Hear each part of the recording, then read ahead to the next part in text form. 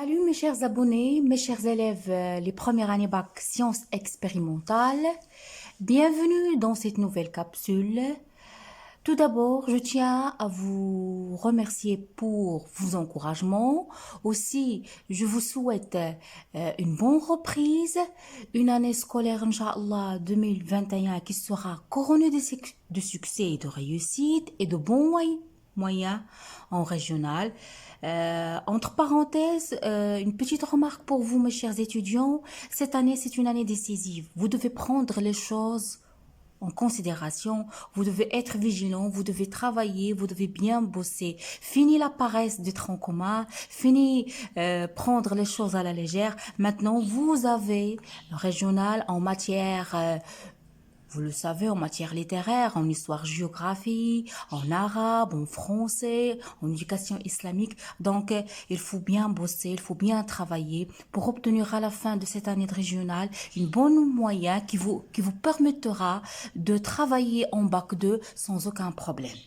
Mais à ne pas oublier aussi les matières scientifiques, à ne pas oublier les maths, à ne pas oublier les sciences SVT, à ne pas oublier les sciences physiques parce que c'est la base de bac 2.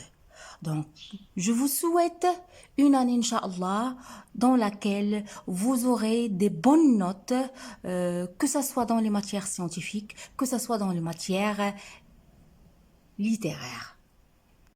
Allez-y, on commence notre programme pour les sciences expérimentales. Donc, les sciences expérimentales, cette année-là, c'est un petit peu lourd. Vous allez étudier la géologie, tout ce qui est en relation avec la Terre. Vous aurez 4 heures d'SVT par semaine. Le sommaire ou bien le programme, il est subdivisé en deux parties.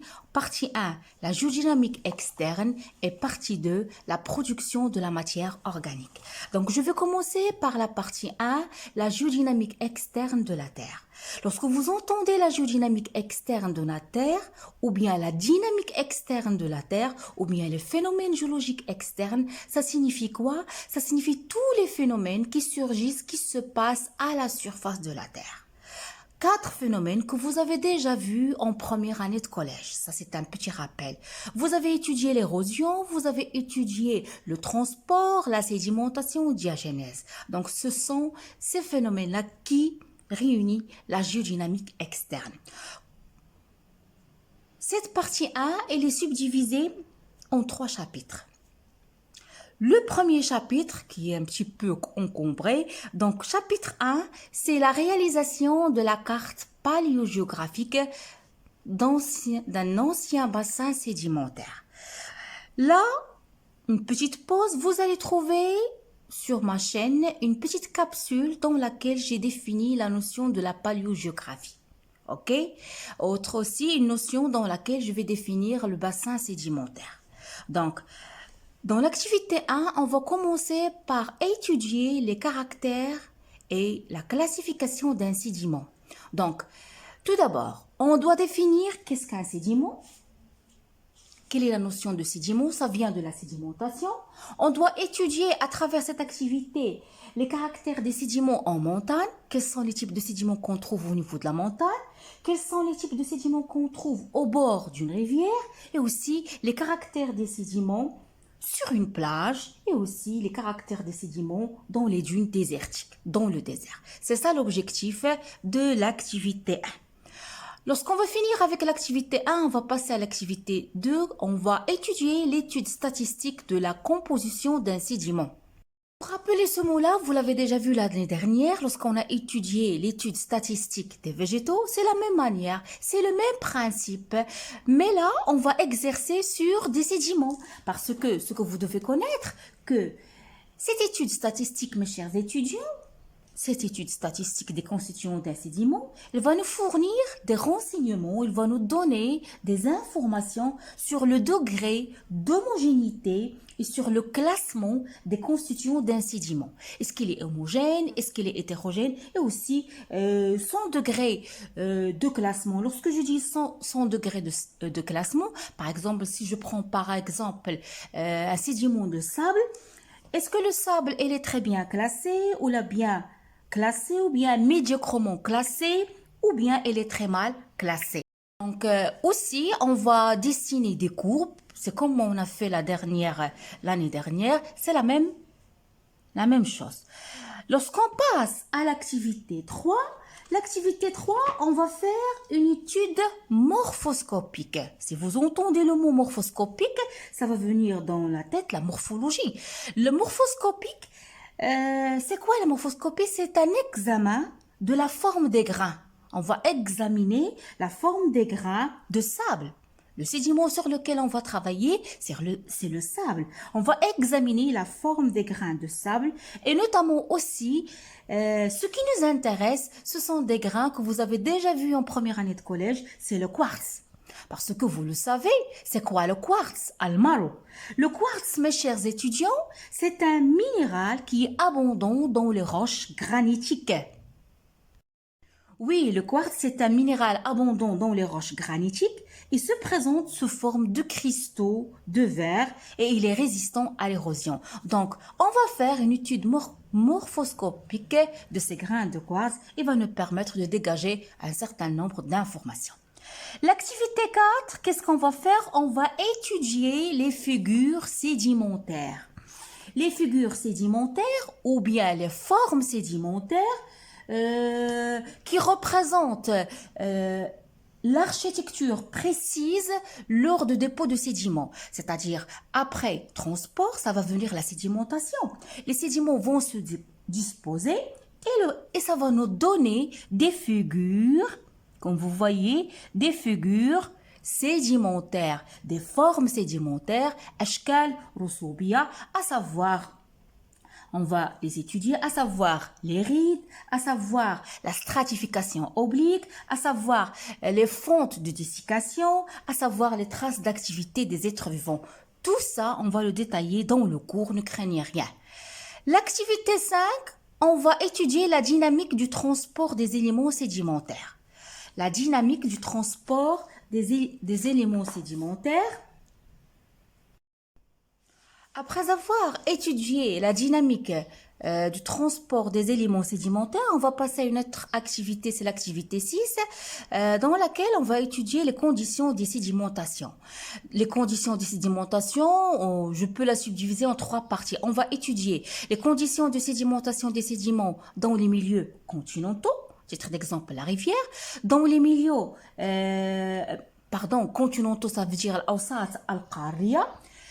On va étudier les conditions de sédimentation dans les milieux intermédiaires. Dans les milieux intermédiaires, ظروف الترسب في الأوساط البينية. À titre d'exemple, on va étudier la sédimentation dans le delta, dans l'estuaire, dans le lagon.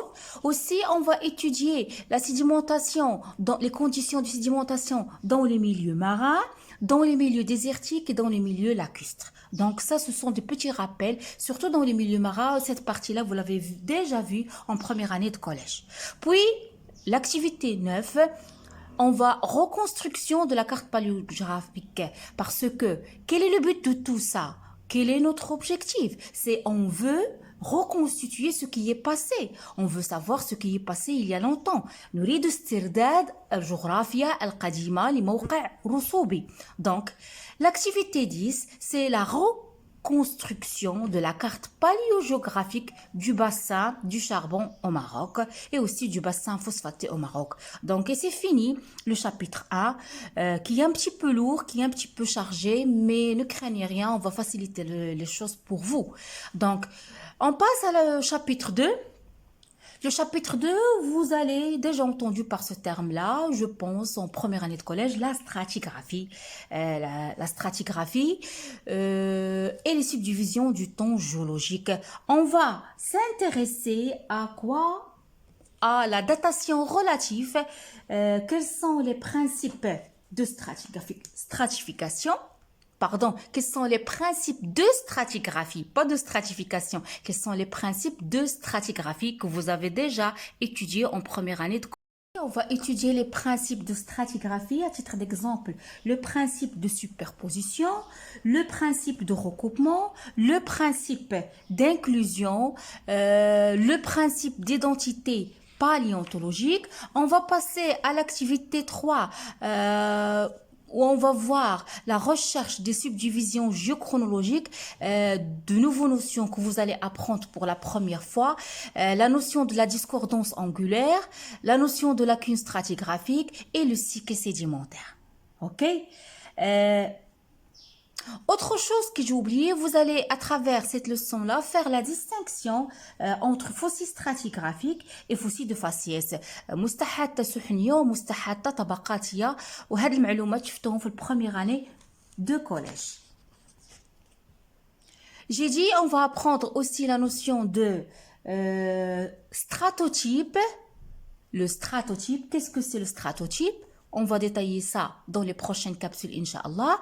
La notion de la biozone, qui est une subdivision biostratigraphique, et aussi les crises et les phases orogéniques qui ont déjà passé sur notre planète Terre. Puis on va terminer ce chapitre 2 par l'échelle stratigraphique, السلم الاستراتيغرافي. Le chapitre 3, c'est la reconstitution de l'histoire géologique d'une région donnée qui est subdivisée en 3 parties, activité 1, activité 2, activité 3. Dans l'activité 1, on va tous étudier la carte géologique. Comme vous le savez, la carte géologique, الخريطة الجيولوجية, j'ai pas parlé de la carte topographique que vous avez déjà étudiée en première année de collège. Moi, je parle de la carte géologique qui est un document fondamental pour toute étude.